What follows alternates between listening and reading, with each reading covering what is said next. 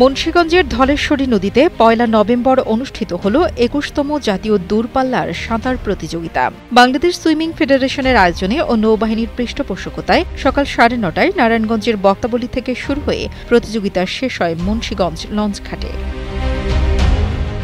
পুরস্কার বিতরণ করেন নৌবাহিনী প্রধান অ্যাডমিরাল এম নাজমুল হাসান। তিনি বলেন, সাঁতার শুধু প্রতিযোগিতা নয়, জীবন রক্ষার দক্ষতা।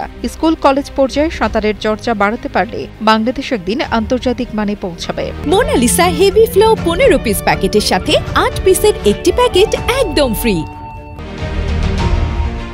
পুরুষদের ১০ কিলোমিটার ইভেন্টে প্রথম হন বাংলাদেশ সেনাবাহিনীর মোহাম্মদ ফয়সাল, দ্বিতীয় নৌবাহিনীর পলাশ চৌধুরী, তৃতীয় সেনাবাহিনীর নুরুল ইসলাম। নারীদের ৭ কিলোমিটার ইভেন্টে প্রথম নৌবাহিনীর সোনিয়া আক্তার, দ্বিতীয় সেনাবাহিনীর মুক্তি খাতুন এবং তৃতীয় নৌবাহিনীর রূপা খাতুন।